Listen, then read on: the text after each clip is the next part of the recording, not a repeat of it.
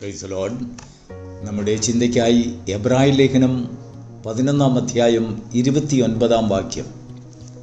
വിശ്വാസത്താൽ അവർ കരയിൽ എന്ന പോലെ ചെങ്കടലിൽ കൂടി നടന്നു, അത് മിസ്രയീമ്യർ ചെയ്യുവാൻ നോക്കിയിട്ട് മുങ്ങിപ്പോയി. ദൈവത്തിൻ്റെ പരിശുദ്ധ നാമം ഈ പ്രഭാതയാമത്തിൽ മഹത്വപ്പെടുമാറാകട്ടെ. തിരുവചനത്തെ ശ്രവിപ്പാനും ധ്യാനിപ്പാനും ജീവനുള്ളവരുടെ ദേശത്ത് ദൈവം ശ്വാസം നൽകി ഒരു പ്രഭാതം കൂടെ നമുക്ക് ദാനമായി തന്നതിനായി ദൈവത്തെ സ്തുതിക്കുന്നു. പെന്തക്കോസ്ത് മെസ്സഞ്ചറിൽ കൂടെ തിരുവചനം ശ്രവിക്കുന്ന എല്ലാ ദൈവമക്കളെയും ക്രിസ്തുയേശുവിൻ്റെ ധന്യനാമത്തിൽ വന്ദനം ചെയ്യുന്നു. അപ്പോസ്തലനായ പൗലോസ് എബ്രായ സഭയ്ക്ക് ലേഖനം എഴുതുമ്പോൾ ഒരു വാഗ്ദത്തത്തിൻ്റെ ഒരു രുചിയോടുകൂടെ, ഒരു അകമ്പടിയോടുകൂടെ ഒരു വലിയ സത്യത്തെ നമ്മോട് ഈ പ്രഭാതത്തിൽ വിളിച്ചു പറയുന്ന വചനമാണ് ആത്മാവ് ചിന്തയ്ക്കായി നൽകിയത്. ഇസ്രായേൽ ജനത്തെക്കുറിച്ച് പറയുമ്പോൾ വിശ്വാസത്താൽ ചെങ്കടലിൽ കാലുകുത്തുവാൻ മോശ അവരോട് ഉപദേശിച്ചു. അവർക്ക് അതല്ലാതെ വേറെ ഒരു വഴിയുമില്ല. മിസ്രയീമിൽ നിന്ന് ജനം വിട്ടുവന്ന് ചെങ്കടലിൻ്റെ തീരത്ത് വന്നപ്പോൾ മുമ്പിൽ നോക്കിയാൽ തടസ്സമായി കടന്നു പോകുവാൻ കഴിയാത്ത കുറുകെ കിടക്കുന്ന വലിയ പരന്നു കിടക്കുന്ന ചെങ്കടൽ, അതിനങ്ങേപ്പുറത്തും സീൻ മരുഭൂമിയാണ്. എന്നാൽ പുറമോട്ട് നോക്കിയപ്പോൾ അവരെ വീണ്ടും അടിമത്തരത്തിലേക്ക് കൊണ്ടുപോകുവാൻ സന്നാഹങ്ങളുമായി പുറപ്പെട്ടു വരുന്ന ഫറവോനും സൈന്യവും, മിസ്രയീമ്യ സൈന്യം. ദൈവം മോശയോട് പറഞ്ഞത്, നിന്റെ ജനത്തോട് പറയുക, വിശ്വാസത്തോടുകൂടെ നിങ്ങളുടെ കാലുകളെ ചെങ്കടലിൽ വയ്ക്കുക. അതിനു മുമ്പ് മോശ ദൈവത്തിൻ്റെ അരുളപ്പാടിൻ പ്രകാരം തൻ്റെ കരുത്തിലുണ്ടായിരുന്ന വടികൊണ്ട് ആ സമുദ്രത്തെ അടിച്ചു. ഈ ജനത്തിന് കടന്നു പോകുവാൻ തക്ക വീതിയോടുകൂടി ആടുമാടുകൾക്കും അവർക്കൊക്കെയും നടന്നു പോകുവാൻ തക്കവണ്ണം നിമിഷം നേരം കൊണ്ട് ദൈവം കാറ്റടിപ്പിച്ച ആ നിലത്തെ ഉണക്കി മരുഭൂമിയിൽ എന്നപോലെ സാധാരണ വഴി പോലെ അവരെ കാണിച്ചു. രണ്ടു വശത്തും ചിറപോലെ പൊങ്ങി നിൽക്കുന്നതായ സമുദ്രം. ഭയം തോന്നിപ്പോകും. നമ്മുടെ ജീവിതത്തിൽ അങ്ങനെ ഒരു അനുഭവം അക്ഷരികമായി സംഭവിച്ചാൽ തീർച്ചയായിട്ടും നമ്മുടെ കുഞ്ഞുങ്ങളുമായിട്ട് അതിലേക്കൂടെ നടന്നു പോകുവാൻ അതൊരത്ഭുതകരമായി ചിറപോലെ വെള്ളം രണ്ട് ഭാഗത്തും നീങ്ങിയെന്ന് പറഞ്ഞാലും ശരി, രണ്ട് ഭാഗത്തേക്ക് നോക്കിയാൽ നമ്മളെ ഭയപ്പെടുത്തുന്നതായ ഒരു മതിൽക്കെട്ട് പോലെ ഉയർന്നു നിൽക്കുന്നതായ വെള്ളം. ദൈവത്തിന് മഹത്വമുണ്ടാകട്ടെ.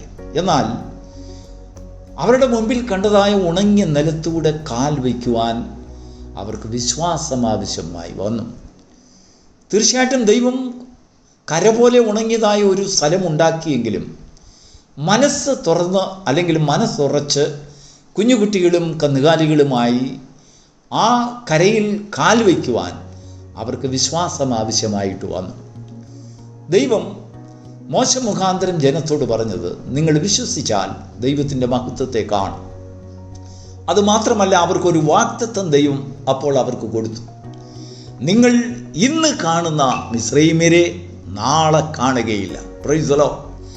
അവരുടെ ജീവിതത്തിൽ ഏറ്റവും ആ ചെങ്കടൽ കടക്കുവാൻ അവർക്ക് പ്രചോദനം നൽകിയത്, ശക്തി നൽകിയത്, ദൈവം അവരിൽ ഉൾക്കൊണ്ട് കണ്ടതായതായ വിശ്വാസത്തിൽ അവരെ ഉറപ്പിക്കുവാൻ ദൈവത്തിന് കൂടുതൽ അല്ലെങ്കിൽ ബലം നൽകിയതായ ഒരു വസ്തുത അവർക്ക് കൊടുത്ത വാഗ്ദത്തമാണ്.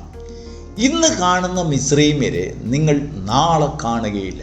പ്രിയപ്പെട്ട ദൈവത്തിൻ്റെ മക്കളെ, നമ്മുടെ ജീവിതത്തിൽ ചെങ്കടലിന് സമാനമായിട്ടുള്ള അനേക അഗ്നിശോധനകൾ, അതിനെക്കാട്ടിലും ഭയാനകമായ അഗ്നിശോധനകൾ നമ്മുടെ ജീവിതത്തിൽ, വിശ്വാസ ജീവിതത്തിൽ, ക്രിസ്തീയ ജീവിതത്തിൽ പലപ്പോഴും ഉണ്ടാകും. എന്ത് ചെയ്യണമെന്നറിയാൻ വയ്യാതെ നമ്മൾ ഭ്രാന്തന്മാരെ പോലെ ആയിത്തീരുന്നതായ ഒരവസ്ഥ. എന്നാൽ ആ സമയത്ത് എന്ത് ചെയ്യണമെന്നറിയാതെ നമ്മുടെ സമചിത്തത നഷ്ടപ്പെട്ടു പോയാൽ, അങ്ങനെയുള്ള സന്ദർഭങ്ങളിലാണ് അനേകർ അവരുടെ ജീവിത മധ്യത്തിൽ പ്രത്യാശയില്ലാത്തവരായി ആത്മഹത്യക്ക്, അല്ലെങ്കിൽ മുന്നോട്ടുള്ള ജീവിതം വേണ്ട, ഇനിയും പുറമോട്ട് പോയാൽ ഞാൻ നശിക്കുകയുള്ളൂ, അങ്ങനെയെങ്കിൽ മുൻപോട്ട് തന്നെ വീണ് നശിക്കുക എന്ന് പറഞ്ഞുകൊണ്ട് അനേകർ അവരുടെ ജീവിതം അവസാനിപ്പിക്കുന്നതായ ഒരു സന്ദർഭമാണ്. എന്നാൽ ഇസ്രായേൽ ജനത്തിൻ്റെ മധ്യത്തിൽ ദൈവം ഒരു പ്രത്യാശ, ഒരു വാഗ്ദത്തം അയച്ചു. ഇന്ന് നിങ്ങൾ കാണുന്ന മിസ്രയീമ്യരെ നാളെ കാണുകയില്ല. ആ വചനം കേട്ടപ്പോൾ ദൈവത്തിൻ്റെ ജനത്തിന് വലിയൊരു ശക്തി അവരിൽ പ്രവഹിക്കുവാൻ തുടങ്ങി. മിസ്രയീമ്യരെ കാണണ്ടാത്തൊരു ദിവസത്തിന് വേണ്ടി അവരുടെ ജീവിതത്തിൽ ആഗ്രഹിച്ചു, കൊതിച്ചു, പ്രത്യാശിച്ചു. അത് അവരുടെ ജീവിതത്തിൽ വലിയൊരു ആനന്ദത്തെ കൊണ്ടുവന്നു.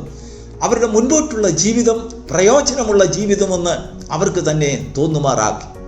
ദൈവത്തിന് മഹത്വമുണ്ടാകട്ടെ.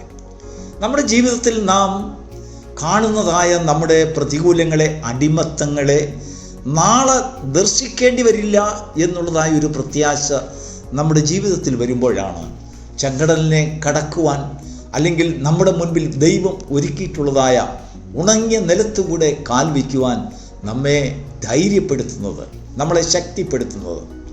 സാധാരണയായി ദൈവം ഒരുക്കിയതായ ഒരു വഴിയെ കൂടെ ജനങ്ങൾ കേവലം നടന്നു പോയതല്ല, അവരിൽ ഒരു വിശ്വാസം ദൈവം അങ്കുരിപ്പിച്ചു, വളർത്തി, അവരെ വിശ്വാസവീരന്മാരാക്കി അവിടെ വെച്ച് തന്നെ തീർത്തു. അവർക്കൊരു കാര്യം ബോധ്യമായി, ദൈവം കാണിക്കുന്നതായ വഴികളിൽ കൂടെ നടക്കുമ്പോൾ ഇന്ന് കാണുന്നതായ മിസ്രയീമ്യരെ ഞങ്ങൾ നാളെ കാണുകയില്ല.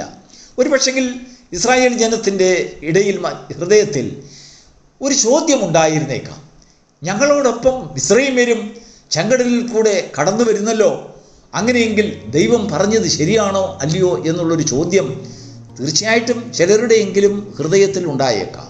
പക്ഷെങ്കിൽ ദൈവം അവരുടെ ഹൃദയത്തിൽ ഒരു ബോധ്യം കൊടുത്തു.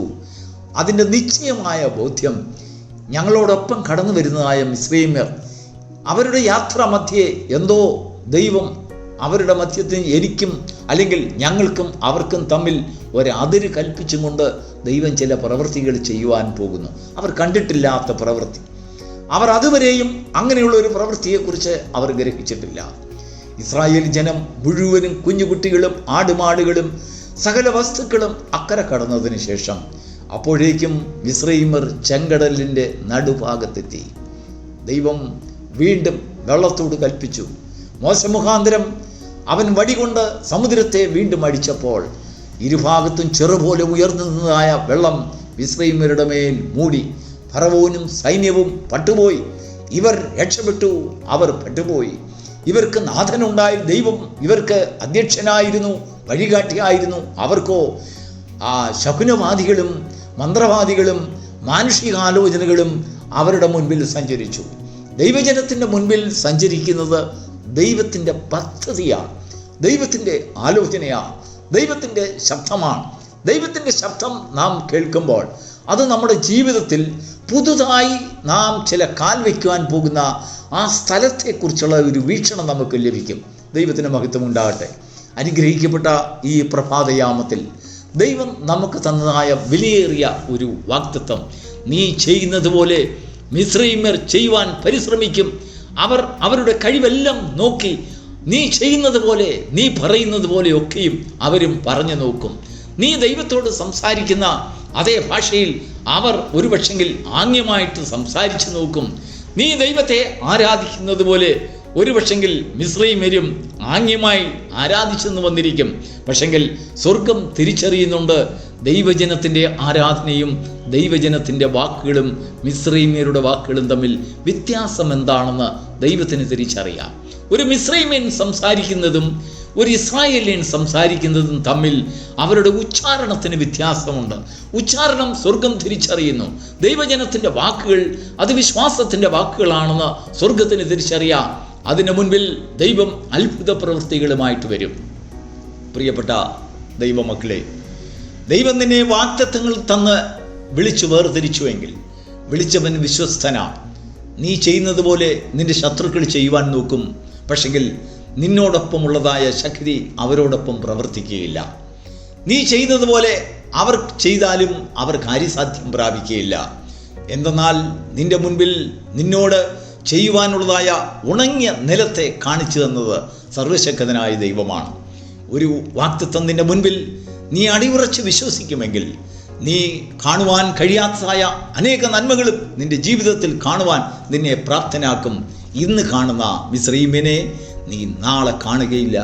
God bless you.